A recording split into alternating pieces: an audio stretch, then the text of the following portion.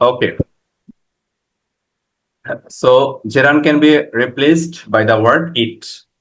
Number 3, 3 নম্বর লিখো। 3 নম্বর লিখবা কি দ্বারা প্রশ্ন করে জেরান পাওয়া যায়। কি দ্বারা প্রশ্ন করে জেরান পাওয়া যায়। সো আমি যদি এভাবে লিখি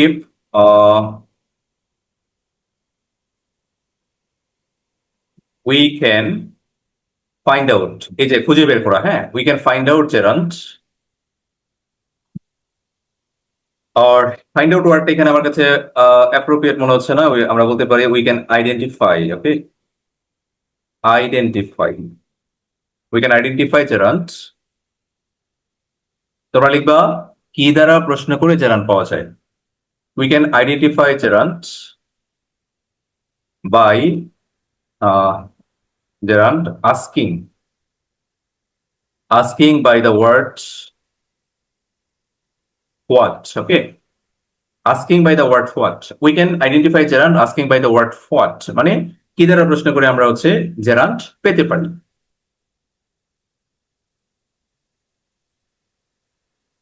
we can identify gerund asking by the word what, কি দ্বারা প্রশ্ন করে আমরা gerund পেতে পারি।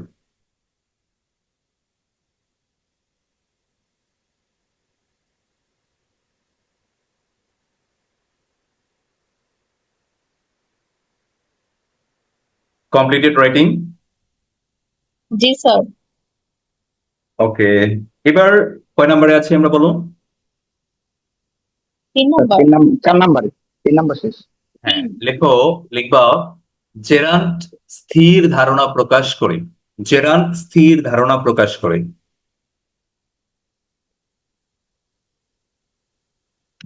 সো আমি যদি লিখি জেরান্ট এক্সপ্রেসেস, তোমাদের জন্য আমি ইজি ওয়ার্ড গুলো ইউজ করব, তবে আমি মাঝে মধ্যে এমনিতে একটু ব্রেনটাকে একঘেয়েমি থেকে অন্যদিকে নেওয়ার জন্য কখনো প্রশ্ন করব। ধরো এক্সপ্রেসের সিনোনিম কি হতে পারে বলো তো।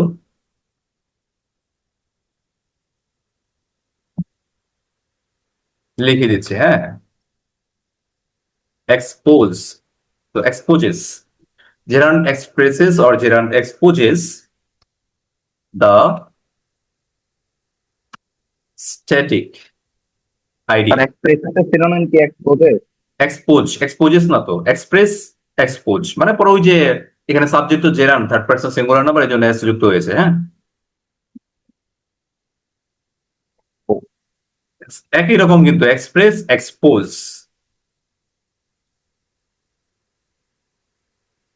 আরেকটা ওয়ার্ড আছে তাদের সাথে সামঞ্জস্যপূর্ণ, ব্যালেন্স করে, ওই যে রিভিল, REVEAL, কিন্তু ওইটা আবার মানে কোনো গোপনীয়তা ফাঁস করা আর কি,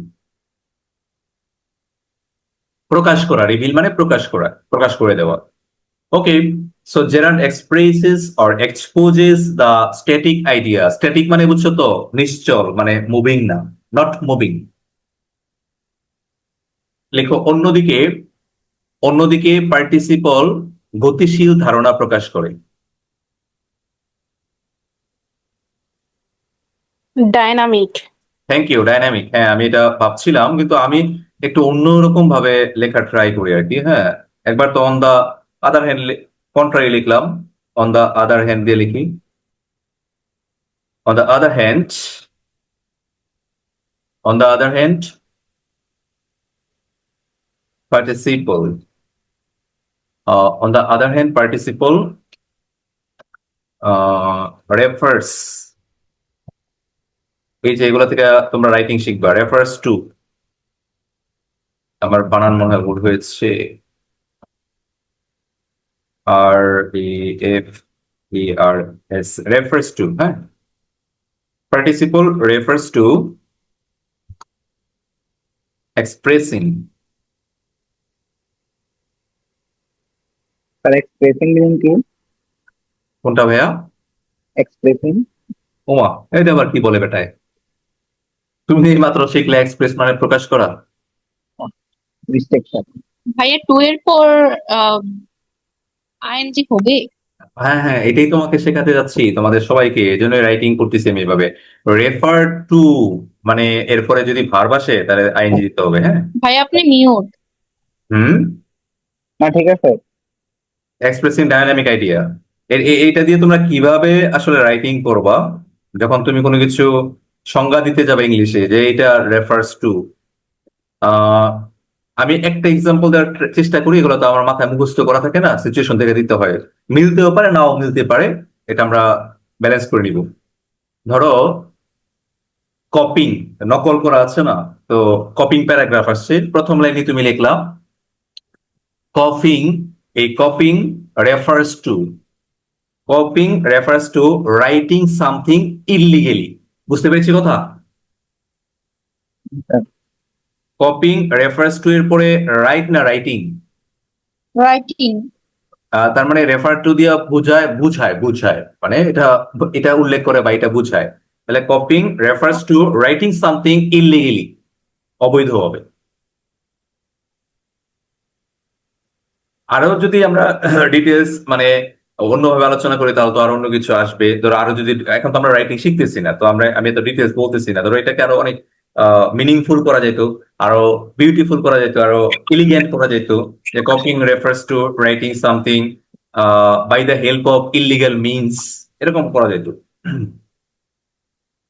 ওকে, সো আমরা জেরান্ট হচ্ছে স্থির ধারণা প্রকাশ করে, on the other hand participle refers to expressing dynamic idea or speedy idea. Okay, so আমরা জেরান্টেড পার্টিসিপল আমরা মোটামুটি কমপ্লিট করলাম। আমি প্রথম থেকে সবগুলোর এক্সাম্পল দিব, পরে আমরা কনফিউশন ক্লিয়ার করে ক্লাস শেষ করবো, কেমন? নাম্বার ওয়ান হচ্ছে, ধরো আমরা যদি বলি, প্রথমটা ছিল এই যে এক্সাম্পলটা দিয়েছি এটাই দিই, কপিং ইজ প্রোহিবিটেড, সুন্দর হওয়া দরকার। আচ্ছা, একটা কথা বলতে আমার অনেক মনটা আকু পাকু করতেছে, এটা না বলতে পারলে আবার ভালো লাগে না। শোনো, সেটা হচ্ছে, কি বলতে নিয়েছিলাম, বাক্যের সাবজেক্ট অ্যান্ড অবজেক্ট পজিশনে, বাক্যের সাবজেক্ট অ্যান্ড অবজেক্ট পজিশনে, আবার বলছি সাবজেক্ট, লিখে নাও। আচ্ছা, আমি ওই মূল কাজে যাওয়ার আগে আমি এটা লিখে দিই আগে। এটা হচ্ছে ওই যে পরেরটা, কয়টা হয়েছিল নোট আমাদের, কয়টা হয়েছিল? তার নোট হচ্ছে হলো একটা, দুইটা, তিনটা, চারটা। পাঁচটা। নাম্বার 6 লিখবা, বাক্যের সাবজেক্ট এবং অবজেক্ট পজিশনে যদি ভার্ব প্লাস, চারটা হয়েছে, হ্যাঁ চারটা হয়েছে, চারটা। তাহলে 5 নাম্বার লিখো। বাক্যের জি স্যার। সাবজেক্ট এবং অবজেক্ট পজিশনে যদি ভার্ব প্লাস আইএনজি থাকে তবে সেটি অবশ্যই জেরান্ট লিখবা। বাক্যের সাবজেক্ট এবং অবজেক্ট পজিশনে যদি ভার্ব প্লাস আইএনজি থাকে তাহলে সেটি অবশ্যই জেরান্ট। সো আমি আমি তো ইংলিশে লিখি, ইফ ভার্ব প্লাস আইএনজি, আরেকবার একটু ওই লাইনটা বলেন। হ্যাঁ, বাক্যে নাম বলো ভাইয়া, কে প্রশ্ন করেছো? মাইশা। ওকে, বাক্যের সাবজেক্ট এবং অবজেক্ট পজিশনে যদি ভার্ব প্লাস আইএনজি বসে তাহলে সেটি অবশ্যই জেরান্ট। এই verb plus ING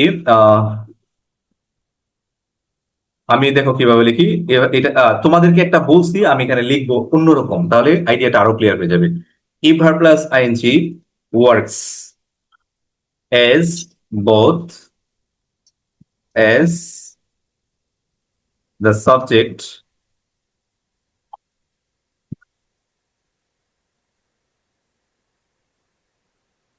shit subject or the object in a sentence.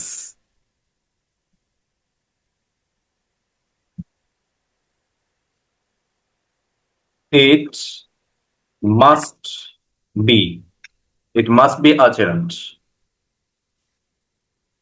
So there is a reason also, এখানে একটা তোমার একটা কারণও আছে। কারণটা হচ্ছে, তোমাকে আমি যে প্রথম যে রুলটা দিয়েছি যে ভার্ব প্লাস আইএনজি নাউনের কাজ করে, এটা তো মনে আছে নাকি? জি স্যার। জি স্যার। তাহলে জি স্যার। তো আমরা বাক্যের বললাম যে সাবজেক্ট এবং অবজেক্ট, এই জায়গায় যদি মানে কোনো বাক্যের সাবজেক্ট কখনো, আচ্ছা পার্টিসিপল মানে তোমরা কি দেখেছো? পার্টিসিপল মানে তোমরা দেখেছো কি, বলো? পার্টিসিপল মানে দেখেছো অ্যাডজেক্টিভ অথবা অ্যাডভার্ব, তাই না? স্যার। এখন দেখো, আজকে প্রথম দিন তো, কালকে থেকে খেলা শুরু হবে। আজকে ফুল খেলাটা শুরু করা যাচ্ছে না। আমি এখন ধরতে পারো মাই অ্যাক্ট, আমার কাজ হচ্ছে তোমার লার্নিং এন্ড টিচিং, মানে হিউজ পরিমাণে রিসার্চ আপাতত চলছে about English language, like smart writing, standard writing, advance writing, speaking, huge. এখন হচ্ছে তোমরা শুধু আমার কাছে আইডিয়া নিবা, আইডিয়া আইডিয়া জেনারেট করছি, আইডিয়া তোমরা শেয়ার করবো, তোমরা নিবা, কাজে দিবে ইনশাল্লাহ। সো দেখো, আমি যেটা বলতেছি যে সাবজেক্ট এন্ড অবজেক্ট পজিশন, এই যে এই দুইটা পজিশন, এই দুই পজিশন বলতে কি সরাসরি সাবজেক্ট হিসেবে তোমার বসবে। এখন আমরা তো জানি সাবজেক্ট মানেই নাউন, বলো কি? সাবজেক্ট মানে নাউন। মানেই নাউন। এটাই কথা, সাবজেক্ট মানে যে নাউন, এটাই কথা। এরপরে নাউন তো শুধু নাউন না, নাউন তো শুধু নাউন না, নাউন একটা, আচ্ছা না জানলে বলে দিই, নাউন হচ্ছে বিবাহিত, বুঝছো? নাউন কিন্তু বিয়ে করছে, বিয়ে করার পরে তার তো বাচ্চা হয়েছে, বাচ্চা প্রথমত হয়েছে জেরান্ট, দুই নাম্বার, সরি, প্রথমত হয়েছে প্রোনাউন, দুই নাম্বার বাচ্চা হচ্ছে জেরান্ট, তিন নাম্বার বাচ্চা হচ্ছে নাউন প্রেস, চার নাম্বার বাচ্চা হচ্ছে নাউন প্লাস, পাঁচ নাম্বার বাচ্চা হচ্ছে ইনফিনিটিভ। তার মানে তার মোটামুটি নাউনের পাঁচটা বাচ্চা আছে। এখন নাউনের বাচ্চাগুলা কি অ্যাডজেক্টিভের কাজ করবে না নাউনের কাজই করবে? নাউনের কাজ করবে। তাহলে আমরা সাবজেক্ট মানে নাউন। এখন এরপরে যে রান, নাউন প্রেস, আমরা যখন প্রেস করবো, প্রেস দেখবো। এখন আমার প্রশ্ন হচ্ছে, তোমার ভার্ব প্লাস আইএনজি যদি সাবজেক্ট এবং অবজেক্ট পজিশনে বসে, সেটা কি কখনো পার্টিসিপল হতে পারে? জি না। কেন হতে পারে না?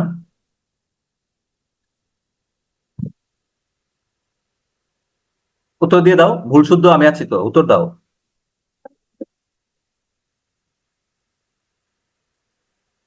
আমরা এই প্ল্যাটফর্মে ভেরি ফ্রেন্ডলি শিখবো এবং ইংলিশ শিখবো, এটাই কথা। শিখবই, শিখবো না, শিখবই। এখন তোমরা যত আমার সাথে ফ্রি হবা, যত ক্লোজ হবা, যত প্রশ্ন করবা, আমি না জানলে আবার আমি বর্তমান সময়ে কোনো সমস্যা হেল্প নিয়ে জেনে ফেলা যাবে, অনেক ওয়ে আছে, দেয়ার আর লট অফ ওয়েস। আমি যে জানবো বিষয়টা এরকম না, কিন্তু আইডিয়া দিব, সেরা সেরা আইডিয়া দেবো, কল্পনা করতে পারবো না। এই যে প্রশ্নটার উত্তর দাও, তাহলে আমি একটা সুন্দর তোমাদের সেরা একটা আইডিয়া শেয়ার করতে পারবো। বলো, মানে সাবজেক্ট পজিশনে ভার্ব প্লাস আইএনজি কেন পার্টিসিপেট হতে পারে না সাবজেক্ট অবজেক্ট পজিশনে? অ্যাডজেক্টিভ আর অ্যাডভার্ব সাবজেক্ট হয় না, আর একটু ক্লিয়ার করে ফেলো, শুধু সাবজেক্ট হয় না, না অবজেক্টও হয় না? অবজেক্ট হয় না। Thank you. তাহলে তোমাদের কথা থেকে, আচ্ছা তোমাদের কোচিং এর ক্লাসে কি ওই টপিক থেকে ক্লাস হয়েছে, সাবজেক্ট ভার্ব এগ্রিমেন্ট থেকে? না স্যার। না স্যার, এখনো শুরু হয়নি। হ্যাঁ, সাবজেক্ট আর এগ্রিমেন্ট। তোমার কথাগুলো একটু লাউডলি বলো, তাহলে বুঝতে পারবো। স্যার আমাদের এখানে শুধু ক্লাস পড়ানো হয়েছে, এখনো ক্লাস শেষ হয় না, আর ওই যে ইনভার্সন এগুলা পড়াইতেছে। আচ্ছা, ক্লোজের তুমি তো প্যারাগনে, ক্লোজের মানে তোমাদের ইংলিশ লেকচার কয়টা শেষ হয়েছে? তিনটা। তিনটার মধ্যে ক্লোজ? প্রথমটার মধ্যে নাউন ক্লজ পড়াইছে, পরে অ্যাডজেক্টিভ ক্লজ, পরে অ্যাডভার্ব ক্লজ পড়াইছে, সাথে আবার অন্য টপিকও ছিল, হ্যাঁ, ইনভার্সন, হ্যাঁ, এমবেডেড কোশ্চেন এগুলা। বুঝছি বুঝছি বুঝছি, বুঝতে পেরেছি। তাহলে মানে তিনটা শীটের ক্লাস শেষ হয়েছে? জি স্যার। তাহলে কিভাবে, মানে আমি, একটা ঝামেলা আছে অবশ্য, আমি তোমাদের শেয়ার করি। সেটা হচ্ছে তোমার ঝামেলা বলতে, মোস্ট অফ দ্য কোচিং টিচাররা শীট শেষ করে না ক্লাসে। মানে এখন স্টুডেন্টরা তো ধরতে পারে না কতটুকু পড়ানো দরকার, কতটুকু দরকার না। মানে স্টুডেন্টরা ধরতে পারে না। এখন টিচার যদি মনে করো, আমি যদি এমন করি যে এই সবাই লিখো, আমার বুঝো বিষয়টা, টোনটা যদি আমার এইটা, তোমরা, আমি ইঙ্গিত বুঝাচ্ছি, ইঙ্গিত দিয়ে তোমরা পুরোটা বুঝে নিবা। মানে আমার তো লট অফ এক্সপিরিয়েন্সেস। তো ধরো যদি এরকম হয় যে আলহামদুলিল্লাহ রাব্বিল আলামিন আর রহমানির রহিম মালিক ইয়াউমিদ্দিন ইyyaka না'বুদু ওয়া ইয়াকা নাস্তাইন ইহদিনাস সিরাতাল মুস্তাকিম সিরাতাল লাযিনা আনআমতা আলাইহিম গায়রিল মাগদুবি আলাইহিম ওয়ালাদ-দাল্লিন। এইভাবে মনে করো যাইতেছি, এই যে ওয়ালাদ-দাল্লিন আমি যেভাবে বলছি, যে এই সূরা জানে না, হ্যাঁ মনে করবো সামনে আরো আছে, বুঝছো বিষয়টা? আর যখন আমি মনে করো যে এই সূরা জানে না, এর সামনে যখন আমি এমন করবো যে আলহামদুলিল্লাহ রাব্বিল আলামিন আর রহমানির রহিম মালিক ইয়াউমিদ্দিন, এমন করবো, এই শেষ, বুঝছো বিষয়টা? তো টিচাররা ক্লাসগুলো এইভাবে বেকেজ করে অনেক দেখেছি, অনেক, আমাদের আমাদের আইকন ক্লাসও ছিল অনেক। মানে তবে এর মধ্যে দুই তিনজন থাকে যারা খেটে মেটে শীট শেষ করে, মানে একবারে যা ছিল টপিক ওয়াইজ। অনেকে এটা ওইভাবে না, ক্লাস 10-এ যায়। স্টুডেন্টরা তো এমনি তো, আমরা বাংলাদেশের স্টুডেন্টরা পড়তে ইচ্ছুক না, মানে ভালো লাগে না। ক্লাস শেষ হইলে আমাদের এই যে একটা আনন্দ কাজ করে, ঠিক না? যেমন আজকে ক্লাস শেষ হলে তোমাদের অনেক আনন্দ কাজ করবে না? জি স্যার, তারপরে হচ্ছে স্যার প্যারাগনে অন্যান্য লেকচার শিটের তুলনায় ইংলিশ লেকচার শিট গুলো অনেক ছোট, মানে অনেক কম টাইম লাগে। ধরেন 9টা বাজে ক্লাস শুরু হয়, 11টার মধ্যে শেষ হয়ে যায় এরকম, আরো আগেও শেষ হয়ে যায় আর কি। আচ্ছা, করতে থাকো না, এনজয় করতে থাকো। এখন সারা বাংলাদেশে সেম সিনারিও। সো আর ফিল করো, এই যে আমার এখানে ক্লাস করো, ফিল করো, ফিল করো। ওকে, চলো। সো এখন আমি যে বললাম যে তোমরা যে বললাম আমার সাথে যে এই মানে ভার্ব প্লাস আইএনজি সাবজেক্ট আর অবজেক্ট পজিশনে পার্টিসিপল হতে পারে না, কারণ এগুলা এজেটিভ বা অ্যাডভার্বে কাজ করে। তো এখন আমি যদি এটা বলি, এটা কি কখনো এইভাবে ভেবে দেখেছো? এবং তোমাদের ক্লাসও দেখবে এগুলা জীবনও টিচারের মাথায় নাইও, বলবেও না, এবং তুমি প্রশ্ন করলে অ্যান্সারও পাবো না। Win or wins the race, এখানে কোনটা অ্যান্সার বলো তো?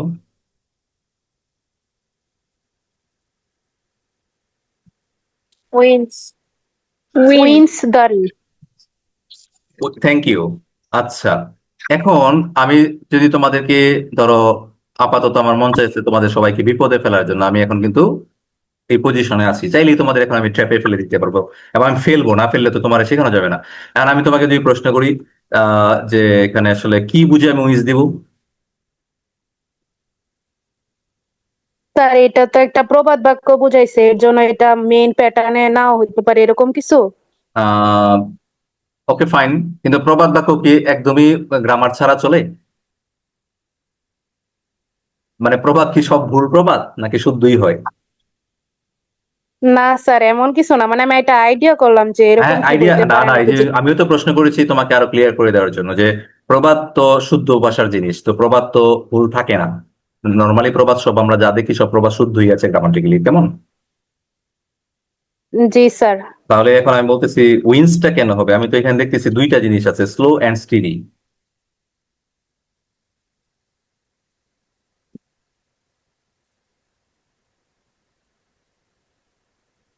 এনিবডি?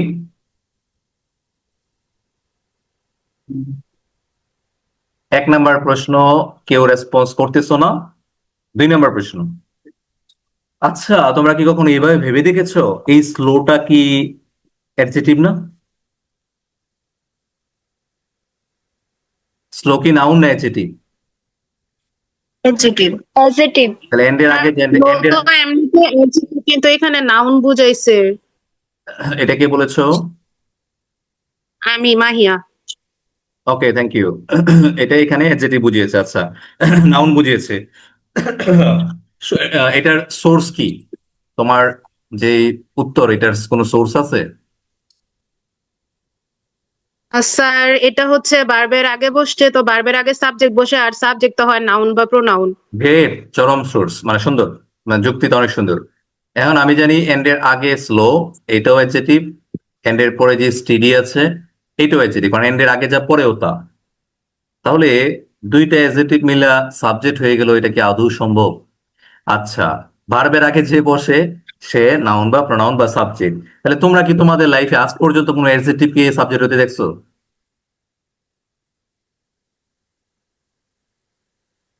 দেখলে ইয়েস, না দেখলে নো। আমি দেখি নাই। তোমরা দেখলে ইয়েস, না দেখলে নো। কখনো অ্যাডজেক্টিভ কে সাবজেক্ট হতে দেখছো?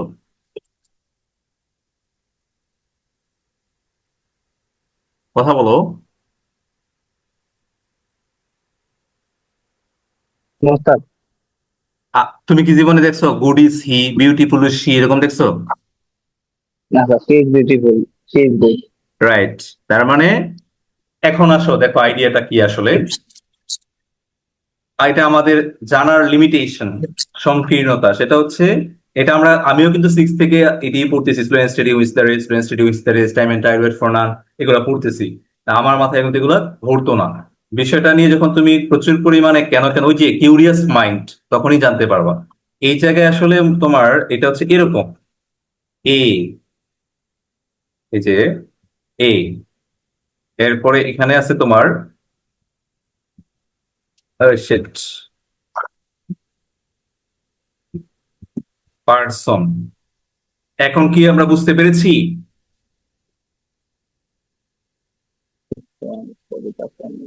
A slow and steady person wins the race. Slower steady কি জিতে নাকি কোনো ব্যক্তি জিতে বলো? ব্যক্তি দিতে ব্যক্তি জিতে। তাহলে এখানে মনে মনে কি এটার এজ আছে এবং এখানে পার্সন আছে, And বাদ দিয়ে দিছে কেন বলো তো? বাদ দিয়ে দিয়েছে আমাদের মজার জন্য, এর ইংরেজদের মজার জন্য। মানে কি মজা সেটাও তোমরা অবশ্যই জানো না, আমি তোমাদেরকে জানানোর ট্রাই করছি।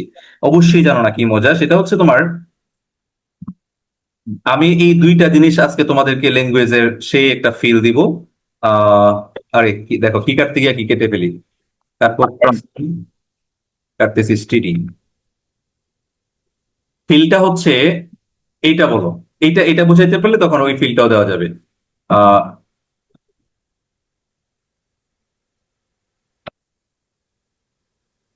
Time and tide wait oblique waits for naan.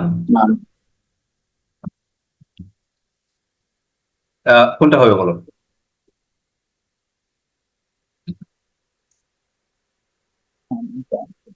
Wait. Time and tide wait হুম।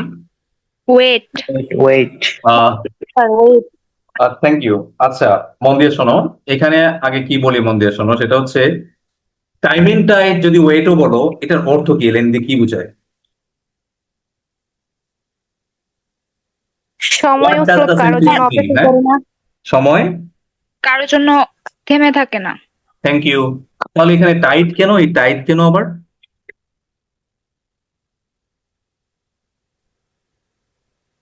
স্রোত। টাইট অর্থ কি জানো? স্রোত। কে বলতেছো? ইতি? এই তুমি কখন ক্লাসে জয়েন করছো?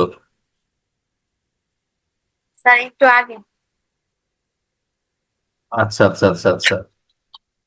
আরে বাই দ্য ওয়ে, তোমার তোমার গ্রুপে ঢুকাইতে মনে নাই? তোমাকে গ্রুপে ঢুকাইছি? জি। ঢুকাইছি, যাক আলহামদুলিল্লাহ। মানে মনে থাকে না কারে ঢুকাইছি কারে ঢুকাইছি না। আচ্ছা, তুমি সালাম দিবা না, আমরা তো জানি না তুমি যে ক্লাসে ঢুকছো।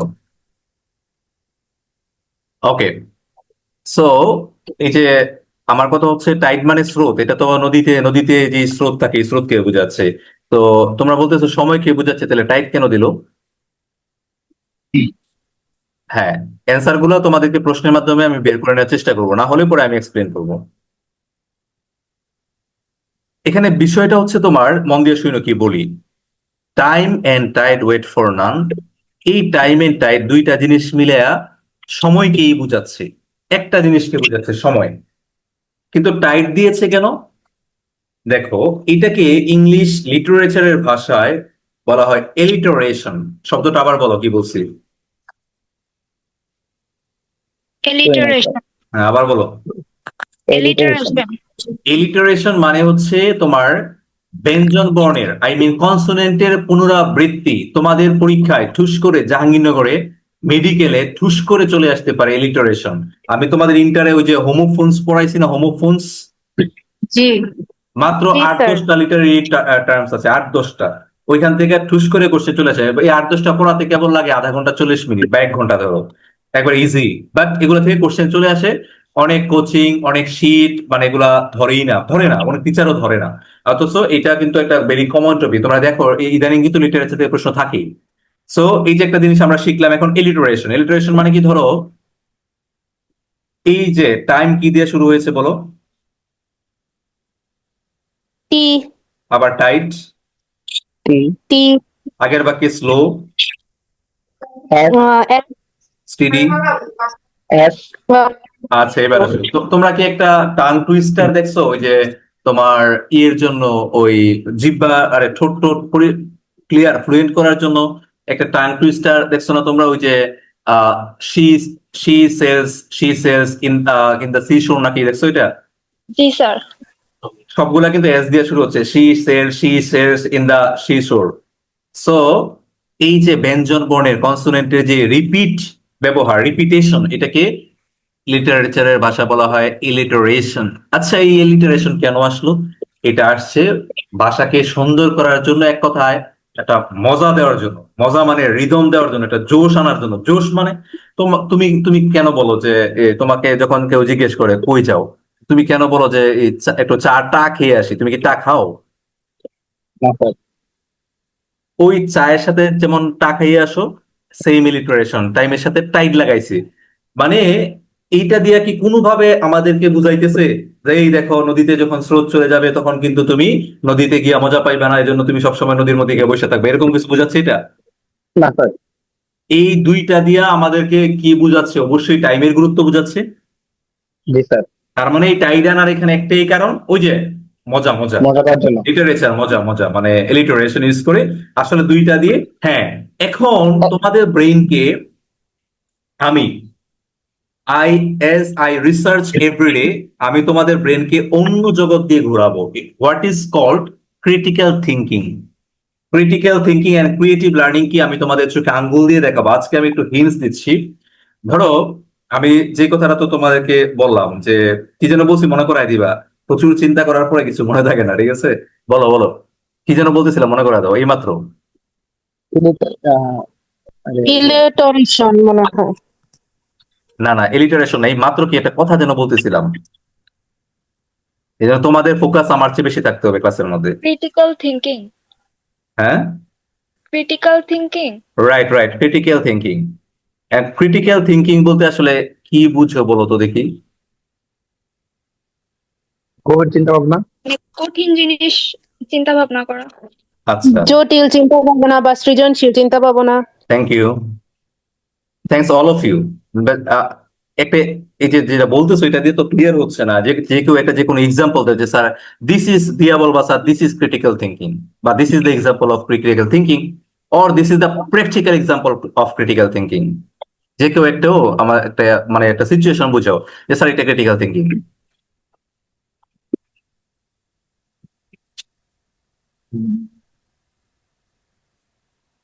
স্যার যখন আমরা কোনো ডিলেমা ফেস করি, মানে কোন দিকে যাব এটা ঠিক না, আমাদের কাছে দুইটা অপশন থাকে, তখন যখন আমরা যে চিন্তাটা করি যে কোনটা না উচিত, ওইটাই ক্রিটিক্যাল থিঙ্কিং। Thank you. তার মানে তুমি এখানে বুঝাচ্ছ ডিপ থিঙ্কিং, কি বুঝাচ্ছ বলো? গভীর গভীর চিন্তা ভাবনা, ডিপ থিঙ্কিং। হ্যাঁ। আহ আরেকটা টার্ম এই জায়গায় আছে, এটার নাম হচ্ছে তোমার থিঙ্কিং ডিফারেন্টলি, বলো। Thinking differently. মানে প্রথমে সহজ দিয়ে বুঝাবো, পরে আমি একদম ডিপে চলে যাব। প্রথম কথা হচ্ছে, ধরো একটা চোরকে রাস্তার মধ্যে সে খাবার চুরি করছে, এখন 10 জন ধরে পিটাইতেছে, 10 জন লোক আছে, এরা ধরে ইচ্ছা মতো পিটাইতেছে, এর মধ্যে 10 জনের মধ্যে 9 জন পিটাইতেছে, একজন বলতেছে না তারা মারা যাবে না। And যে এই লোকটা যে মারা যাবে না বললো, 9 জন তো পিটাইতেছে আর সে বলতেছে ফিরাইতেছে মারা যাবে না, কারণ অবশ্যই তো সে ডিফারেন্ট থিঙ্কিং করছে, তাই না? জি স্যার। সে সে থিঙ্কিং করতে পারে ওই যে বাংলা সিনেমায় দেখতা না, এরকম সিনেমা ছিল, এবং ওয়ার্ল্ড ওয়াইড এরকম সিনেমা আছে তোমার, ওই যে ক্ষুধার জন্য খাবার হোটেল থেকে খাবার চুরি করে। তো এখন এরকম সে তার জন্য হয়তো বা রাষ্ট্রের মধ্যে খাবার নেই, সে কাজ পাচ্ছে না। এই এই যে এই থিঙ্কিংটা করা, এটি হচ্ছে ক্রিটিক্যাল থিঙ্কিং। এখন আমি একটু ডিপ এক্সাম্পল দিচ্ছি, এটাও বোঝার চেষ্টা করো। আহ ধরো নদীর পাড়ে একজন মানুষ একা বসে বাতাস খাচ্ছে, তুমি দূর থেকে, প্রতিদিনই বিকালে এরকম বসে থাকে, মনে হয়ে বসে থাকে, আর তুমি দূর থেকে দেখে মনে করো যে সে আহা লোকটা তো অনেক একা, সে মনে হয় অনেক কষ্টে আছে, তোমার থিঙ্কিং এটা। বাট ক্রিটিক্যাল থিঙ্কিং বলে যে হচ্ছে তোমার একা থাকলেই একা নয়, আবার হাজার মানুষের ভিতরে থাকেও ফিলিং অ্যালোন, মানে একা থাকা যায়, একা অনুভব করতে পারো, নিঃসঙ্গ অনুভব করতে পারো। ফর এক্সাম্পল, তোমার ফ্যামিলিতে ধরো 5 জন মানুষ আছে, তুমি তাদের সাথে তোমার সব কথা শেয়ার করতে পারো না, কষ্ট শেয়ার করতে পারো না, তুমি তখন ডিপ্রেসড হয়ে যাও, ডিমোটিভেটেড ফিল করো, খুব খারাপ লাগে, অনেকে সুইসাইড করে ফেলে। তো সেক্ষেত্রে ফ্যামিলিতে এতগুলা মানুষের ভিতরে থেকেও সে এলোন না। জি বস। আবার ধরো তুমি সবসময় একাই থাকো, কিন্তু তোমার রুম ভর্তি বই, যে বইগুলা তুমি পড়ে মজা পাও, এবং ইসলামিক সেন্স থেকে সবার সাথে আল্লাহ আছে। সো এখন একা থাকা মানেই একা নয়, আবার হাজার মানুষের ভিতরে থেকেও একা থাকা যায়। This is called critical thinking. বুঝতে পেরেছি কথা? জি স্যার। মানে thinking out of the box, thinking differently. এই যে থিঙ্কিং ডিফারেন্টলি, অন্যভাবে চিন্তা করাকে বলা হয় thinking out of the box. কি বলেছি বলো? Thinking out of the box. বক্সের ভিতরে না, আউট অফ দ্য বক্স মানে বাইরে, আউট বক্সের বাইরে চিন্তা করা হচ্ছে থিঙ্কিং ডিফারেন্টলি। এটা কি তুমি নিবা ক্রিটিক্যাল থিঙ্কিং এর মধ্যে। এবার আমরা আসলে এই জায়গায় আমাদেরকে তোমার দেখো, এই জায়গায় ওয়েটও কারেক্ট, ওয়েটসও কারেক্ট, দুইটাই কারেক্ট, কিন্তু আমাদের যত কম্পিটিটিভ এক্সাম আছে সেখানে আমরা অ্যান্সার করব ওয়েট, কারণ আমাদের বাংলাদেশের এই যে টিচিং সিস্টেমে অ্যান্সারটা নেওয়া হয় ওয়েট। কেন আমি এক্সপ্লেন করছি। যদিও দুইটাই মিলে একটাকে বোঝাচ্ছে, তাহলে ওয়েটস কিন্তু কারেক্ট, ওয়েটস কারেক্ট। কিন্তু বাংলাদেশের হয়তো এই চিন্তা করেছে যে দুইটাই মিলে থিঙ্কিং একটা বোঝাচ্ছে, কিন্তু বাস্তবিক ভাবে জিনিস কিন্তু দুইটা। বাস্তবিকভাবে জিনিস কয়টা বলো? দুইটা। এখানে ওই যে আগেরটার মধ্যে যেমন তুমি a slow and steady person দিয়েছিলা, কারণ সেখানে নাউন দরকার ছিল সাবজেক্ট হওয়ার জন্য, অ্যাডজেক্টিভ সাবজেক্ট হতে পারে না। এখানে কি এরকম কিছু করা যাবে? না স্যার। কারণ টাইমও নাউন, টাইডও কি? নাউন। তার মানে এনে তো আর কোনো কিছু লুকানো নাই, হিডেন নাই, তার মানে আমরা যা দেখতেছি তাই। এখন টাইম এন্ড টাইড জিনিস কি জীবনে একটা, তুমি ঘড়ি আর স্রোত কি একসাথে করতে পারবা, সময় আর স্রোত? না স্যার। এই জন্য এখানে বিষয় দুইটাই, এই জন্য ভার্ব প্লুরাল। আর উপরের বাক্যে যেমন আমরা স্লো এর আগে এ দিয়েছি, স্টেডির পরে পার্সন দিয়েছি, ওইটাই কারেক্ট ছিল, এবং একজন পার্সন, এই জন্য উইন্স। কথা ক্লিয়ার? জি স্যার। চলো আমরা এখন ট্র্যাকে ব্যাক করি। আমি জাস্ট একটু ডিফারেন্ট কিছু দেখাচ্ছিলাম আসলে, how to think, how to learn. Okay, আমি যেটা বলছিলাম যে তোমাদেরকে আমি ক্রিটিক্যাল থিঙ্কিং এর ভিতর দিয়ে নিব। এখন তোমরা যে বলতেছিলা যে আহ আবার লিখি এটা, টাইম এন্ড টাইড। তাই। এবার এবার আর অপশন দেবো না, সঠিক অ্যান্সার বলো কোনটা হবে। Wait for none. Thank you. Wait for none. Time and tide, wait for নান।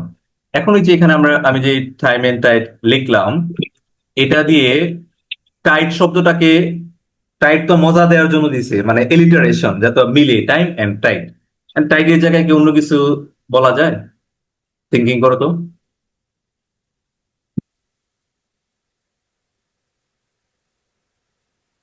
হ্যাঁ আমি বলছি, শুধু কি সময় আর শ্রুতি কারোর জন্য অপেক্ষা করে না, বিষয়টা এরকম। আমি কি বলতে পারি না, time and opportunity wait for নান?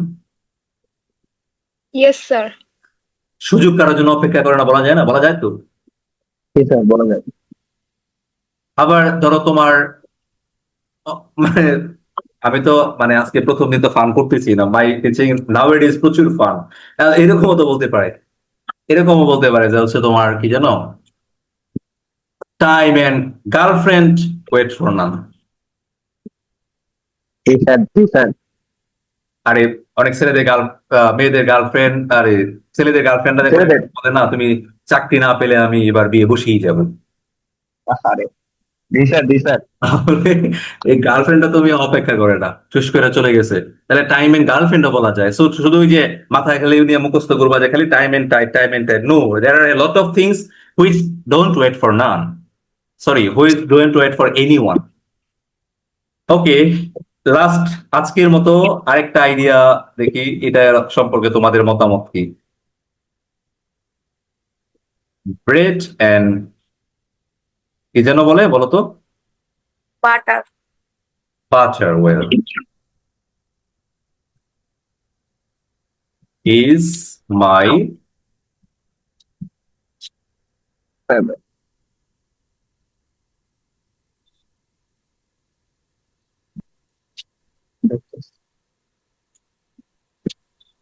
হ্যাঁ বলো, ওই যে মাই মাই স্কিল, অনেকদিন পরে লেখার পরে কত সুন্দর স্কিল আমার রয়ে গেছে, দেখছো, প্র্যাকটিস মেক্স ম্যান পারফেক্ট।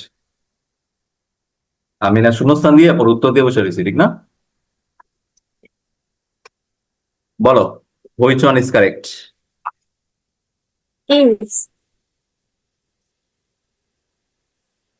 কে বলছো ইজ? Sir, আমি ইতি। ইতি, তুমি নিশ্চয়ই অনলাইন ক্লাস করছো তোমার কোচিং এ, তাই না? না স্যার, স্কুলে থাকতে শিখছিলাম। স্কুলে শিখে ফেলছো, আয় হায়। তাহলে তো তোমাকে আজকে ছাড়া যাচ্ছে না, তোমাকে আজকে ভালোভাবে খুব স্ট্রংলি ধরা হচ্ছে। এখন তুমি আমাকে বলো যে ইজ কেন হবে? স্যার, রিজনটা মনে নাই, কিন্তু ইজ হবে এটা মনে আছে।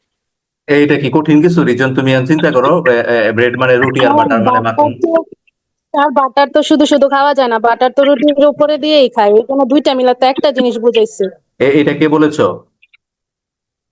আমি মাহিয়া। মাহিয়া। আচ্ছা, একজন, থ্যাংক ইউ। তোমারে তোমারে ধরতেছি, দাঁড়াও মাহিয়া, তুমি ওয়েট করো, আমি একটু ঘুরে আসি।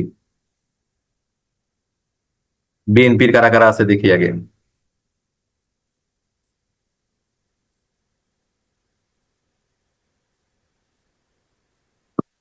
আমরা এখন কয়জন ক্লাস করতেছি দেখো তো? 8 জন। এই কয়জন? এই প্রতীতি তারপরে তাসফি এগুলো কই চলে গেছে ক্লাস থেকে?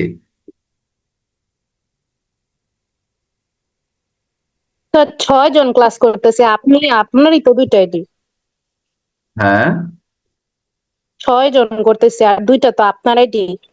হ্যাঁ হ্যাঁ হ্যাঁ আমার আইডি বলতে আমার ইয়াঙ্গার এন্ড আমি তো ডাইরেক্টই আছি। হুম।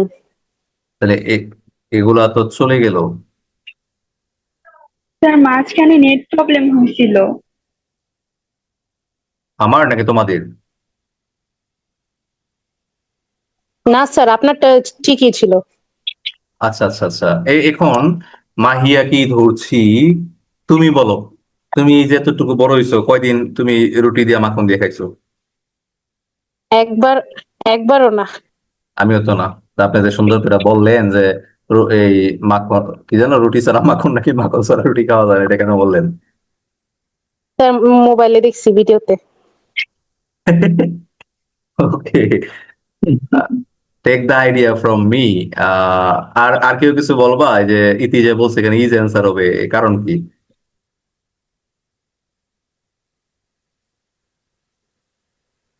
আইডিয়া ক্লিয়ার না, মুখস্থ। আমি তো বললাম যে you will not get the suitable answer from your coaching teacher, it is, আমি ওভার শেয়ার। এই প্রেক্ষাপট এইভাবে চিন্তাই তো করতে পারে না, বাস্তবতা এটা, অনেক সাধনার ফসল এগুলো ভাই। চোখ আর একটা দেখো কথা আমি নিচে দিয়ে কালো। স্যার, হুম, বলো। এখানে কি এখানে মাই বলছে দেখে ঈদ হয়েছে, এখানে একজনের কথা বলছে দেখে ঈদ হয়েছে যে মাই ফেভারিট আরে না স্যার।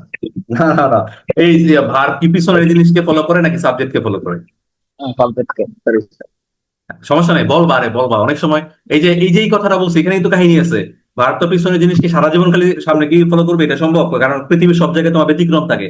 বাক্যের শুরুতে যদি দেয়ার থাকে তাহলে তো ভারত পিছনের জিনিস কি ফলো করে। যেমন there are 3 big rivers in our country, এই যে দেয়ারের পরে আর হয়েছে, এটা কি দেয়ারকে দেখে হয়েছে না পিছনের 3 বিগ রিভার্স কে দেখে হয়েছে? রিভার্সকে দেখি। বুঝছো বিষয়টা? মানে ব্যতিক্রম তো থাকবেই, তুমি মন্তব্য করবা, অপিনিয়ন দিবা, আমি ফান করে ধমক দিব, যাই করবো, কিন্তু ধমক মানে তোমার একদম সিরিয়াসলি ধমক দিই তাও তুমি অ্যান্সার করা উচিত। কারণ তো এতে জি করে স্যার। তোমার স্কিল, কারেজ, প্রেজেন্টেশন সবকিছুর স্কিল বাড়ে। যারা বোবা লেগে থাকে তাদের পরে ভবিষ্যতে এগুলো সমস্যা হয়। পরে আর ওই যে ইউনিভার্সিটি প্রেজেন্টেশন দিতে পারে না, তারপরে ক্লাসে না বুঝলেও প্রশ্ন করতে পারে না। এইসব জড়তা এখন থেকেই আমি মনে করি ওভারকাম করা উচিত। ওকে, সো এখানে বিষয়টা আগে প্রেক্ষাপট বুঝি, তারপর হচ্ছে অন্য কথা। এই যে আমরা যে এই যে মুখস্থ করি আমাদের দেশে যে একটা কপি করে আনছে, মানে এটা তো আমরা নিজেরই বুঝি না। বিষয়টা হচ্ছে আহ আমি এখন তোমাদের ক্রিটিক্যাল থিঙ্কিং বা ফ্রি ফেয়ার কথাবার্তা বলবো। আমরা কি, are we poor or rich as a nation? Poor. This is true, very true. Not only true, this is very true. And very pathetic fact is that আমরা নিজেদেরকে prove করতে করতে জীবন চলে যায়। কি প্রুভ করতে করতে? ধরো আমি একটা আইফোন কিনলাম, আয়নার সামনে গিয়ে এই যে এমনি ছবি তুলুন, বুঝাইতে পারছি? মানে আমি ভালো আছি, আমার কিছু টাকা হয়েছে, বা ভালো একটা রেস্টুরেন্টে গেছি, হয় খাওয়ার সময় ছবি তুলবো না খাইয়ে ছবি তুলবো, ঠিক আছে, এই যে আমি এখানে আসতে পারছি। আবার কেউ আছে দেখবা বলবে আমার অমুক খালাতো ভাই এসপি, অমুক হচ্ছে সচিব, মানে কোনোভাবে ভাই আমি ভালো আছি প্রমাণ করতে করতে বাঙালির জীবন চলে যায়। কথা কি বুঝাইতে পারছি? জি স্যার। এটা হচ্ছে বাস্তবতা। এখন ধরো কোনো সরকার বাংলাদেশকে এই সিঙ্গাপুর বানায়, কেউ কানাডা বানায়, পরে বৃষ্টি হইলে আমরা মনে করো প্যান্ট হাঁটু পর্যন্ত বইলা পরে হাঁটি, বুঝো না এই বিষয়টা? জি স্যার। মানে সিঙ্গাপুর আর কানাডার দুরবস্থা। আমি যেটা প্যাটার্নটা বলতে যাচ্ছি যে আমরা আসলেই গরিব, আমি বলো তুমি বলো, সার্বিকভাবে আমরা পুয়ার, আমাদের লাইফস্টাইল ভেরি পুয়ার। এখন আমার থাকতে পারে প্রাইভেট কার, থাকতে পারে বাজারও, আমি শো অফ করতে পারি, গাড়ির ভিতরে বসে লাইভে যাইতে পারি, অনেক কিছুই করতে পারি, বড় বড় জায়গায় টাকা দিয়া অতিথি হইয়া বক্তব্য মারতে পারি, বড় বড় আমি সৎ প্রমাণ করতে পারি, মানে প্রমাণ করতে করতে লাইফ শেষ। কিন্তু আমি যেটা আসলে এই কথাগুলো বলতেছি যে আমরা আসলে পুয়ার, এটাই বাস্তবতা। আমরা খুব সার্ভাইভ করি, আমাদের বাংলাদেশের মানুষ আমরা খুব কম মানুষ, ভেরি রেয়ার মানুষ বাঁচি না, তো আমরা সার্ভাইভ করি। This is not our fault, this is the fault hour government system, this is the fault our country system, country leading system fault, আমাদের ফল্ট নাই জায়গায়। এবং আমাদেরকে বারবার এসে একজনের পর একজন এসে বাস নিয়ে দাঁড়ায় থাকে, বাস নিয়ে দাঁড়ায় থাকে আর কি, ঘুরে ঘুরে আমরা একজনের সামনে দিয়ে যাই, ঠুস ঠুস বাড়ি মারে। মানে আর আমরাও এরকমই ঘুরে ঘুরে যারা বাস দিবার সামনে দিয়ে ঘুরি, এটাই কেন যেন আমরা এরকম অসচেতন। সো এখন আমরা তো আসলে পোর, তো আমরা এইটা তো ভাই ইংরেজদের এক্সাম্পল। এই যে মাহিয়ারে বলছি, আমি পার্সোনালি বলছি, দুই একজন ভুলে টুলে হয়তো বা মাখন দিয়া রুটি কোনোদিন খাইছো, কিন্তু আমরা তো ভাই আসলেই খাই নাই, আর আমরা তো বুঝি নাই, এই আইডিয়া আমার মাথায় আসে না যে ব্রেড দিয়ে আর এই মাখন দিয়ে কেমনি খাই, এটা মানে আসলেই বুঝি না। আমি শুধু বুঝি ছোটবেলায় ওই যে তোমার এই যে 3 কোনা রুটি দিত, 2 পাশ দিয়ে মাখন দিয়ে দোকান থেকে 5 টাকা করে খাইতাম, এটাই বুঝি। এটা কি মাখন ছিল নাকি আসলে তোমার আটা ময়দা চিনি দিয়ে দিত, কে জানে। তোমরা কি এই রুটিটা খাইছো? তা খাইছি স্যার, লম্বা আওয়াজ স্যার, হ্যাঁ, লম্বা লম্বা। 3 কোনা 2 পাশ দিয়ে দেওয়া মাখন দিয়ে কি রুটি 5 টাকা দিয়ে বিক্রি করা যাবে? না স্যার, ওই তো মাখন রুটি, কিন্তু আসলে এটা ক্রিম সম্ভবত। আসলে মাখনের সিটে মোটেও নাই, ঠিক আছে। মাখন দিলে তোমার রুটির দাম হবে 50 টাকা মিনিমাম। জি স্যার। ওকে, সো এটা ছিল তোমার চিনি দিয়ে হয়তো গুলে টুলে লাগাই দিত কোন একটা আঠালো কোনো কিছু দিয়ে। এনিওয়ে, তার মানে এটা ইংরেজদের এক্সাম্পল, ইংরেজরা এক্সাম্পলে আমরা এটাকে থেকে কপি করে নিয়েছি ব্রেড এন্ড বাটার। প্রথম কথা, এই জন্য সেন্স ক্লিয়ার হয় না। আমাদের দরকার ছিল তোমার এই যে এইটা, তাইলে আমাদের ক্লিয়ার হইতো। আমাদের দেওয়া দরকার ছিল এই যে, ব্রেডের জেলি বা বুঝছো? বেনানা। এখন ঠিক আছে না? জি স্যার, তুমি কি কোনোদিন রুটি দিয়ে কলা দিয়ে খাও নাই? সব সময় খাই স্যার। সবসময় খাও। বা ব্রেড এন্ড টি। এখন তুমি বলো, তুমি যে ব্রেড এন্ড বেনানা খাও নাস্তা যদি করো কলা রুটি দিয়া, তুমি কিভাবে করো যে ইচ্ছা মতো কতক্ষণ রুটি খাও প্রথম, পরে খাওয়া শেষ করে পরে কয়েকটা কলা খাইয়া পরে শরীরে একটা চাকানাকা মারো, এরকম? না স্যার, একসাথে খাই। একসাথে খাও না? জি স্যার। তো এই একসাথে খাই দেখেই দুইটাই মিলে জিনিস তো ইউনিট একটা হয়ে যায়। দুইটাই মিলে ইউনিট একটা হয়ে যায়, মনে করো এই এক ইউনিট একটা হয়ে যায়। এটা হচ্ছে শুদ্ধ ভাষার টিচিং। এখন আমি গাইয়া ভাষার টিচিং এ চলে যাচ্ছি, মানে একদম ফ্রি ফ্র্যাঙ্কের ভিতরে। তোমার এই রুটি আর কলা তো যাই এক জায়গায় হয় নাকি? জি স্যার। তো একটা ইউনিটে পরিণত হয়, এই জন্য এটা ইজ হয়। ঠিক। আইডিয়া কি ক্লিয়ার হয়েছে? জি বস। তো এটার সাথে যদি বলি তোমার ব্রেড এন্ড বাটার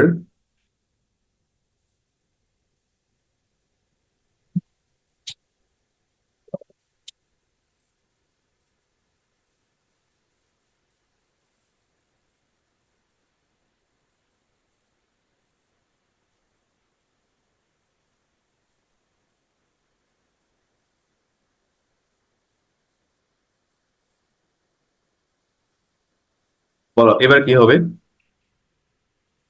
আর আর হবে থ্যাংক ইউ। কারণ ব্রেড এন্ড বাটার হচ্ছে এই দোকানে এভেলেবেল আছে, রুটি এবং মাখন দোকানে এভেলেবেল আছে। তো কোনো দোকানদার কি এরকম করে, কোনো দোকানদার কি এরকম করে যে তোমার ওই রুটি একটু মাখনে চুবা দিয়ে দিয়ে পরে রেখে দেয়? না স্যার। ব্রেড থাকে প্যাকেটে আলাদা, মাখন থাকে আলাদা ডিব্বার ভিতরে, কৌটার ভিতরে। So this is the fact. আশা করি how to learn how to think আমরা বুঝতে পেরেছি। এবার আমরা ধাম ধাম জেনারেল পার্টিসিপল থেকে এক্সাম্পল দিয়ে আমরা ক্লাস শেষ করে দিব। নন ফানি দিয়ে সবগুলো থেকে আমরা এক্সাম্পল দিব। ফার্স্ট এক্সাম্পল আমরা জেরান দিয়ে দিব, ধরো আমারটা দিয়ে দিই। Teaching enjoyable, enjoyable for some people.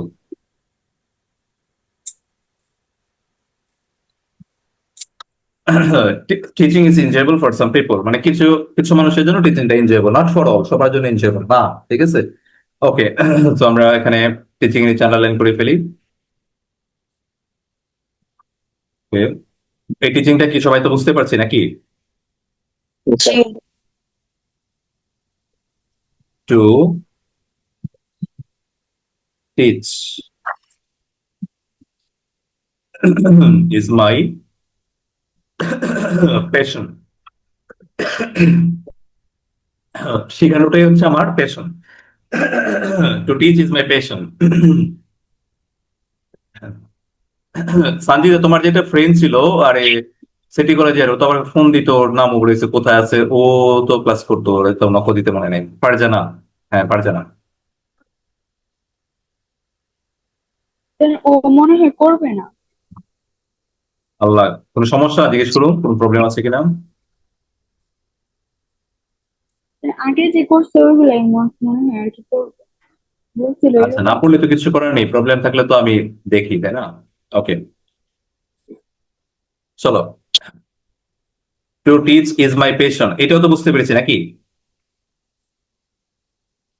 এক নম্বরে ছিল জেরান্ট, দুই নম্বরটা কি বলো?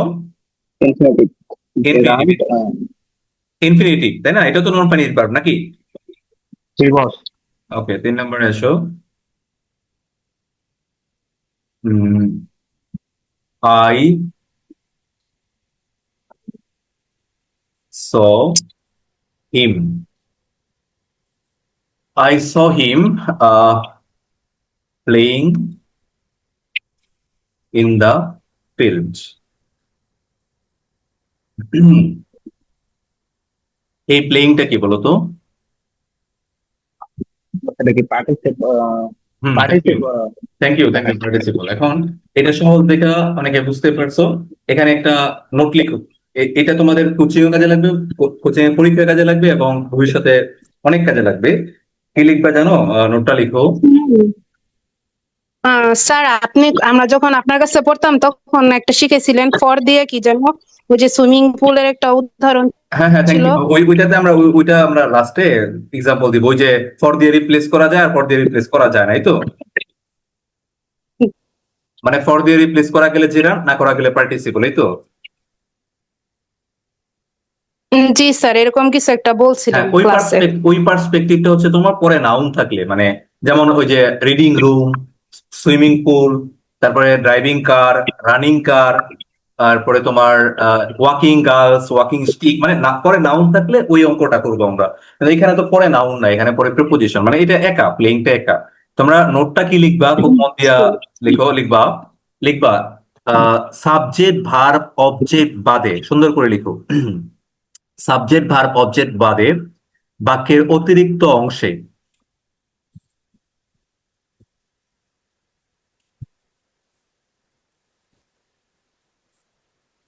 সাবজেক্ট ভার্ব অবজেক্ট বাদে বাক্যের অতিরিক্ত অংশে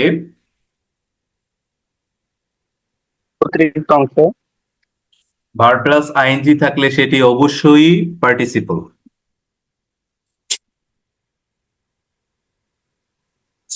প্লাস আইনজি থাকলে সেটি সাবজেক্ট ভার্ব অবজেক্ট বাদে বাক্যে যে অতিরিক্ত অংশ, সেখানে ভার্ব প্লাস আইএনজি থাকলে সেটি অবশ্যই পার্টিসিপল। লিখি বস।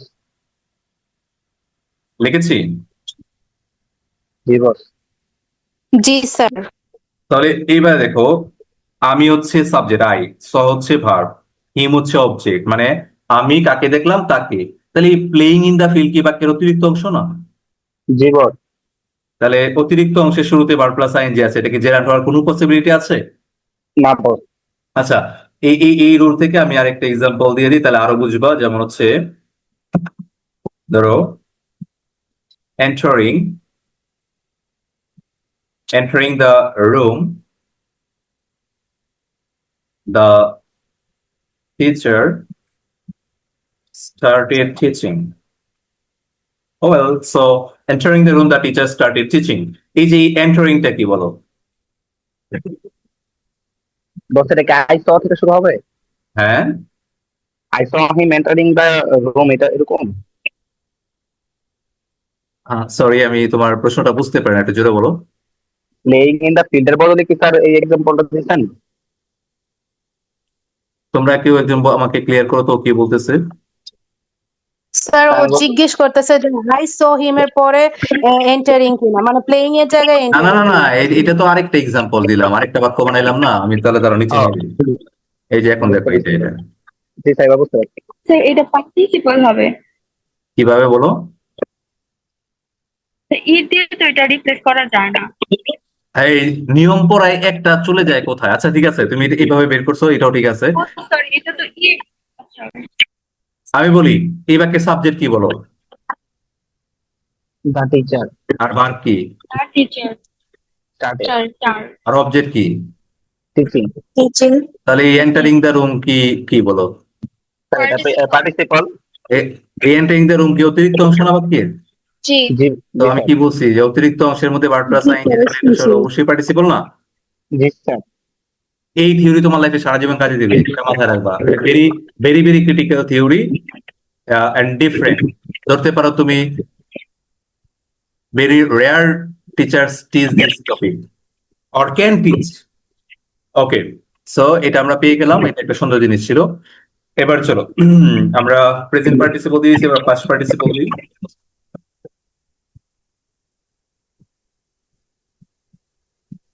He is an educated person. এই যে আমরা তোমার এডুকেটেড দিয়েছি,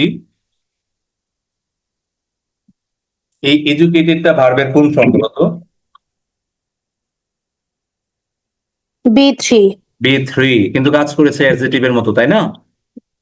জি স্যার তো অ্যাডজেটিভে কাজ করে কি জেরান্ড না পার্টিসিপল? পার্টিসিপল এবং এটা কোন পার্টিসিপল? প্রেজেন্ট পার্টিসিপল না past participle? Past participle past participle, thank you. এরপরে লাস্ট আমাদের যেটা বাকি আছে পারফেক্ট পার্টিসিপল, তাই না? Having eaten rice, having eaten rice I went I went to college. এই যে হ্যাভিং ইটেন, এটুকু কি বলা হয় বলো?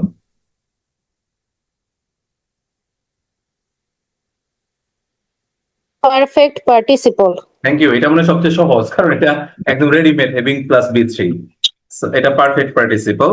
এখন আমি মনে হয় তোমাদের ইন্টারে শিখেছি কিনা মনে নাই, এটা অনেক অনেক অনেক অনেক ডিপ একটা ফ্যাক্ট, মানে অনেক লজিক্যাল এন্ড ডিপ। হ্যাভিং মানে কি তোমরা জানো?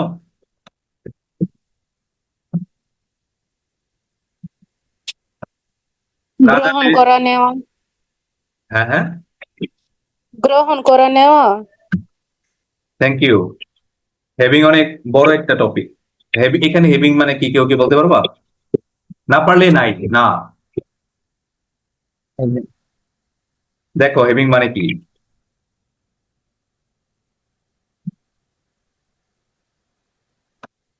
বুঝতে পেরেছি? হ্যাভিং মানে তিনটা শব্দের কম্বিনেশন। বড় কয়টা শব্দের কম্বিনেশন? তিনটি। তিনটা, subject plus had plus B3, এই তিনটা শব্দের কম্বিনেশন হ্যাভিং। চলো বাস্তবে দেখাই, তাহলে বুঝতে পারবা। এটা বাক্যটা ছিল সরি, হয় নাই তো, আমার কি বলতেছি ভাই, মিস্টেক করে বসে আছি, হয় নাই হয় নাই। হ্যাভিং মানে হচ্ছে তোমার, আরে after plus subject plus had, এই তিনটা। B3 আবার আমি এখানে নিয়ে আসছিলাম, তো B3 যদি থাকে তাহলে ইটেন আবার আসছে কেমনি? দুই B3 কি একসাথে হয়? হ্যাভিং মানে যদি B3 হয়, আবার ইটেন ও B3 হবে? এইটুকু। হ্যাভিং মানে হচ্ছে after plus subject plus had, এই তিনটা শব্দের কম্বিনেশন হচ্ছে হ্যাভিং। এখন দেখো বিষয়টা কত সহজ, কত সুন্দর লাগে।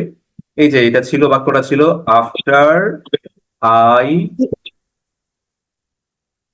Had eaten rice I went to college.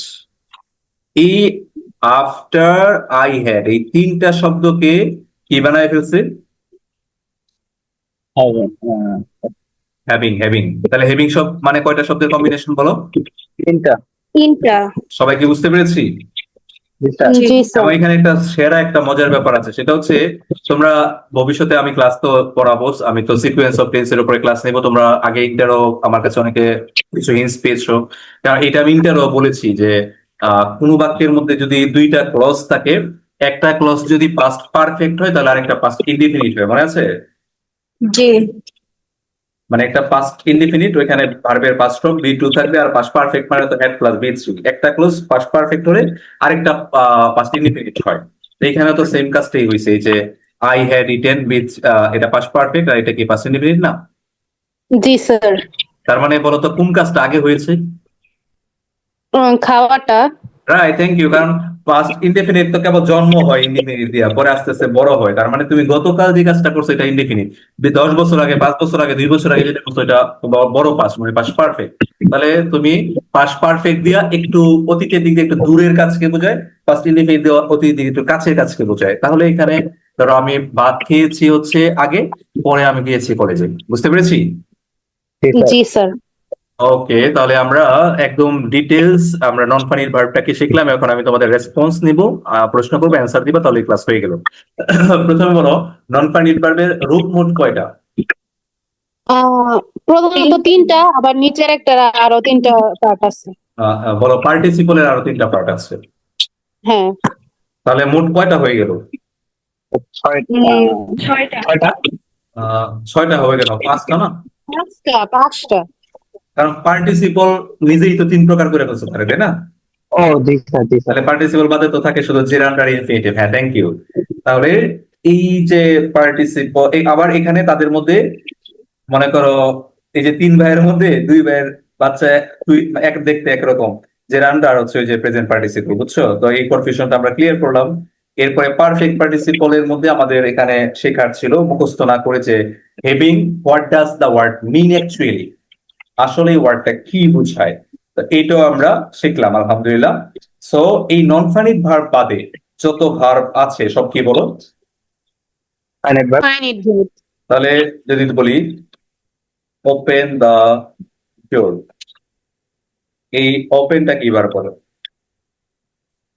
Finite. Thank you. কারণ এটা তো কোনোভাবেই 5টার ভিতরে পড়ে না, পড়ে? আবার না স্যার। ইয়েস। তো তার মানে এই 5টা বাদে সব ফাইনাইট। যদিও আমরা, আমার মনে হয় তোমার নন ফাইনিটা ফাইনি তোমার ব্লাডে ঢুকে গেছে। এখন তোমাকে যে কেউ যে কোনো প্রশ্ন করবে, আমি যদিও ওই যে সহজভাবে যেভাবে পড়াই, শুরু করি যেভাবে বাচ্চাদেরকে, ওভাবে কিন্তু তোমাদের আজকে ক্লাস আমি নেই। আমি তোমাদের বলি নাই যে লেখো এই যে ভার্ব দ্বারা টেন্স চেনা যায় তাকে ফাইনিট ভার্ব বলে, বা যে ভার্ব চেঞ্জ করা যায় তাকে ফাইনিট ভার্ব বলে, বা যে ভার্বের সাবজেক্ট থাকে তাকে এইভাবে বলি নাই। তবে ওইভাবেও বলবো, কারণ তোমাদের সবই শিখতে হবে, মানে ভালো করে জানতে হবে। আমাদের এখন চেনার জন্য আমি তোমাকে যত এক্সাম্পল দিব, আশা করি তুমি, আমি দেখি একটু বাজিয়ে তোমাদেরকে একটু জাজও করি তোমাদের। আহ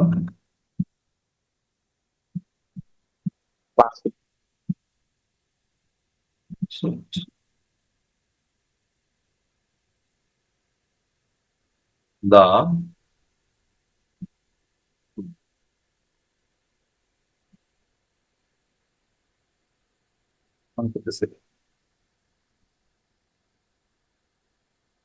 boy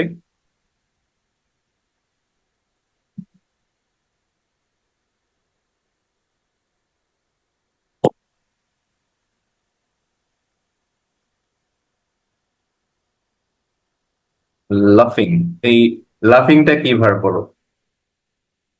non finite. Thank you. এখন বলো তো নন ফাইনাইট আর প্রেজেন্ট পার্টিসিপল। হ্যাঁ, থ্যাংক ইউ। লাফিং প্রেজেন্ট পার্টিসিপল। আর এন্টারটা কি ভার্ব? এটা বি2 পাস্ট বুঝাইছে। বি টু, এটা কি ভার্ব, ফাইনিট না নন ফাইনিট? ফাইনাইট। ফাইনাইট। কারণ আমরা তো বি টু কে জীবন ও পাস্ট ফর্ম কে কি নন ফাইনিটের ভিতরে আনছি? না। আনি নাই। আর এটা সাবজেক্ট, এটা ভার্ব, মনে রাখবা সাবজেক্ট আর ভার্ব বাদে আর সর্বোচ্চ অবজেক্ট থাকে, আর বাকি সব অতিরিক্ত অংশ। তো এই লাফিংটা কিন্তু অতিরিক্ত। লাফিংটা কি বলো? অতিরিক্ত। আর আমরা লিখছি অতিরিক্ত অংশের মধ্যে ভার্ব প্লাস আইএনজি থাকলে সেটা অবশ্যই কি? Present participle. Present participle. Thank you. এবং এই বাক্যটাকে আমি একটু এক্সপ্লেন করে দিই। এটা হচ্ছে দা বয় এন্টার্ড দা রুম লাফিং, ছেলেটা হাসতে হাসতে রুমে ঢুকলো। বলো কি? ছেলেটা হাসতে হাসতে রুমে ঢুকলো। মানে এইরকম যখন আইএনজি থাকবে, the girl enter the room লাফিং, যখন শেষে আইএনজি থাকবে তখন দ্বিতীয় উচ্চারণ হয় বাংলায়, হ্যাঁ, হাসতে হাসতে, কাঁদতে কাঁদতে। The girl enter the room crying, কাঁদতে কাঁদতে। এগুলো কিন্তু ট্রান্সলেশন আসতে পারে তোমাদের, যে মেয়েটা কাঁদতে কাঁদতে রুমে প্রবেশ করলো, তখন তুমি দিবা the girl enter the room crying. আজকে না শিখলে আমি ক্রাইং লি দিতাম। হ্যাঁ হ্যাঁ হ্যাঁ, অনেকে লাফিংলিও চিন্তা করে, বুঝছো? জি স্যার। কারণ এটা তো অলরেডি পার্টিসিপল, তো অলরেডি তোমার কাজ করে অ্যাডজেক্টিভ অথবা অ্যাডভার্বের। এখানে অ্যাডভার্বে কাজ করতেছে, যে কিভাবে ঢুকছে, হাসতে হাসতে বা কাঁদতে কাঁদতে, তার মানে অ্যাডভার্বে কাজ করছে। তাহলে অলরেডি সে কাজ করতেছে, তাহলে এখানে তুমি কি অ্যাডভার্ব স্কোয়ার বানানোর কোনো সিস্টেম আছে? না স্যার। সেটাই, তার মানে ক্রাইং, লাফিং, এগুলাই। ওকে, হ্যাঁ, এগুলাও দেখবা তোমার কোশ্চেনের মধ্যে লাফিংলি, ক্রাইংলি থাকে। ওকে, সো আমরা মনে হয় প্রথম দিন এই দিস ইজ মাই ফিচার, আমি পড়াতে গেলে নেশায় পড়ে যাই, মানে একটা জোশ চলে আসে।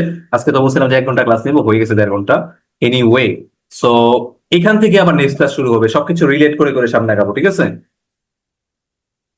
আচ্ছা স্যার। ওকে, স্যার ওইটা বলবেন পরের কনসেপ্টটা, হ্যাঁ হ্যাঁ। ওইটা তো বললেন না।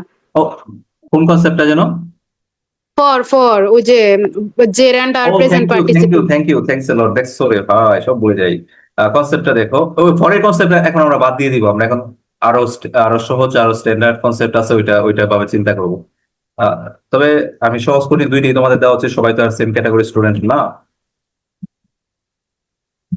ধরো ওয়াকিং স্টিক, দুইটা দিয়ে প্রথমে বুঝাই, পরে মুখে মুখে প্রশ্ন করব। ওয়াকিং, যখন তোমার ভার্ব প্লাস আইএনজি এর পরে নাউন থাকে তখন কনফিউশন জাগ্রত হয়। এখানে দেখো ওয়াকিং এর পরে আছে স্টিক, এটা একটা নাউন। এখানে ওয়াকিং এর পরে গার্লস আছে, এটাও নাউন।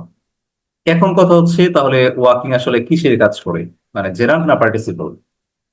এই ক্ষেত্রে আমরা থিওরি কোনটা অবলম্বন করব? আমরা দেখব নাউন যেটা আছে সেটা কি ভার্ব প্লাস যে আইএনজি আছে ওইটার কাজটা করতে পারে কিনা। এখন টেকনিক নাও, পারা, পারে, পিতে পারা, পিতে পার্টিসিপল, পারলে পার্টিসিপল, না পারলে জেরান্ড, কথা ক্লিয়ার? এবার পারলে পার্টিসিপল, না পারলে কি বলো? জেরান। তাহলে লাঠি, এই যে স্টিকে কি হাঁটতে পারে? না স্যার। Gerund gerund. আচ্ছা, মেয়েরা কি হাঁটতে পারে? জি। জি স্যার। হ্যাঁ এটা পার্টিসিপল, কথা কি ক্লিয়ার? জি স্যার। জি স্যার বুঝছি। আর ওই যে মাহিয়া যেটা বলছো, তোমাদের আগে যেটা শিখাইছিলাম ওই কনসেপ্টটা ছিল এরকম, তোমার ওই যে প্রথমে নাউনটা, অঙ্কের মতো প্রথমে নাউনটা আনবা। Stick for walking. Thank you, দেখাচ্ছি দাঁড়াও। স্টিক, পরে মাঝখানে একটা গ্যাপ দিবা, গ্যাপ দিয়ে পরে মানে উল্টায় ফেলবা আর কি, ভার্ব প্লাস আইএনজি পরে নাউনটা আগে, মাঝখানে গ্যাপ দিবা, দেওয়ার পরে এখানে তুমি মাঝখানে ইয়ে বসাবা, এই যে ফর, ফর বসাবা। ফর বসালে যদি দেখো এটা সেন্সফুল, মিনিংফুল হয়, তখন সেটা হচ্ছে তোমার জেরান্ড। যেমন স্টিক ফর ওয়াকিং, হাঁটার জন্য লাঠি, ওইটাকেই বলে ওয়াকিং স্টিক, তাই না? তারপরে তোমার সেম, যদি রিডিং রুম থাকে তাহলে তুমি প্রথমে রুম নিবা, পরে রিডিং, মাঝখানে ফর, রুম ফর রিডিং, যে রুম পড়ার জন্য ওইটাকে রিডিং রুম বলে। এমনকি তুমি এরকম করতে পারবা যে গার্লস সামনে নিবা, ওয়াকিং, গার্লস ফর ওয়াকিং, হাঁটার জন্য মেয়ে। না স্যার। হ্যাঁ, তার মানে এখন ফর দিয়া যদি রিপ্লেস করা যায় তাহলে জেরান, মনে রাখবা কিভাবে, A B C D E F G, F এর পরেই কিন্তু জি, এফ এর সাথেই জি, তাহলে এফ দিয়ে ফর, ফর দিয়ে হলে জেরান, জি জেরান, জিতে জেরান, আর না হলে পার্টিসিপল। এখন এই Participle. থিওরি দিয়ে মুখে মুখে বলো, আমি যদি বলি তোমার ড্রাইভিং কার, এখানে ড্রাইভিংটা কি বলো তো? Driving sir. স্যার এটা ইয়ার বলেন। Sir participle. হ্যাঁ, তোমাকে এখন, তুমি ধনুষিনী থাকো, রাত্রে করে তারা এসব পিটানো যাবে না, মাত্র আইডিয়া দিলাম। আচ্ছা, তোমার তোমার তো গাড়ি নাই, তোমার বাইক টেক মনে হয় আছে, তো বাইক কি তুমি যখন অনেক দিন চালাও না, পরে নিজে নিজেই গিয়ে একটু ঘুরে টুরে চলে আসে না? না স্যার। তাহলে গাড়ি কি চালাইতে পারে নাকি? ও স্যার সরি স্যার। ভাই এখন বলো রানিং কার, এখানে রানিং কি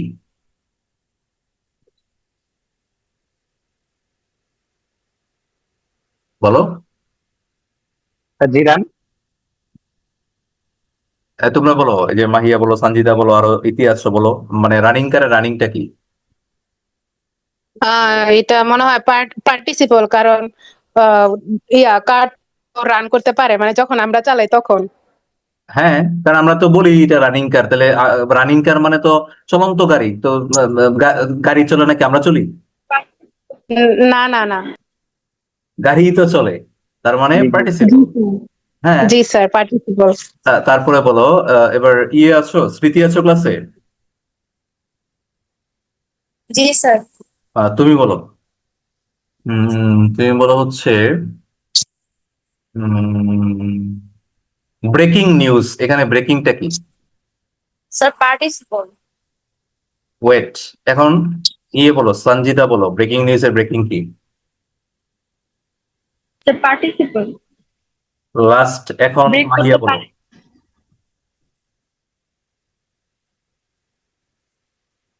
নাও মাহিয়া বলে। স্যার আমার কনফিউশন লাগতেছে। আচ্ছা, এখন সানজিদা আর স্মৃতি, তোমরা তোমরা সবাই মিলে একসাথে সমস্বরে বলো এই ব্রেকিংটা কেন পার্টিসিপল। কারণ স্যার নিউজ ব্রেক হতে পারে। ব্রেক করতে পারে না হ্যাঁ হ্যাঁ হ্যাঁ, স্যার, নিউজ তো ব্রেক করতে পারে না। না পারলে কি পার্টিসিপল হয় নাকি? পারে স্যার, পারে। পারে না কে বলছে? হ্যাঁ, পারে না তো। এই যে 5ই আগস্ট, এই 5ই অগাস্ট যে আওয়ামী লীগের নেতাদের মন ভেঙে খান খান হয়ে গেছে, এটা কি তুমি আর আমি বাইরে করছি নাকি ব্রেকিং নিউজই করছে? Breaking news. আমাদের মাননীয় নেত্রী যে প্রধানমন্ত্রী শেখ হাসিনা, সাবেক প্রধানমন্ত্রী, উনি যে ট্যুরে পলায়া চলে গেছেন, উনি যে চলে গেছেন, এইটা কি আমরা গিয়ে দেখছি নাকি নিউজ পাইছি? নিউজ পাইছি। তো এই নিউজ দেখে তো আওয়ামী লীগের নেতাদের মন ভেঙে খান খান হয়ে গেছে না? জি স্যার। তো ব্রেকিং তো নিউজই করছে, এই জন্য ব্রেকিংটা হচ্ছে তোমার পার্টিসিপল। এবারে বলো ক্রাইং বেবি। আচ্ছা, বেবি নিয়ে একটা কথা বলি। দেয়ার আর আমরা যখন ছোট ছিলাম এগুলো ছিল না, আজকে মনে হয় 7-8 বছর ধরে there are different types of babies in this world, specially in Bangladesh. মানে ওয়ার্ল্ডে আরো বিভিন্ন ধরনের বাবুর আবিষ্কার হয়েছে। আগে বাবু ছিল শুধু বাচ্চা কোলে যেগুলো থাকতো, পরে বড় বাবু তৈরি হয়েছে। বড় বাবু যে গার্লফ্রেন্ডের যে বাবু, জি স্যার, বুঝছি স্যার। তো এখন আবার ওখানে কিছু বাবু থাকে কথায় কথায় কান্না করে, ওদেরকে বলে ক্রাইং বেবি। তো এই ক্রাইংটা কি বলো, জেনারেল না পার্টিসিপল? পার্টিসিপল। অবশ্যই, কারণ যেই বেবি না কান্না করতে পারলে তো আর ক্রাইং বেবি নাম হয়েছে না, তাই না? জি স্যার। এবার বলো সুইমিং পুলের সুইমিং কি? Gerund. Gerund. Gerund sir, swimming তো করতে পারেন। পুলে তো আর সুইম করতে পারে না নাকি?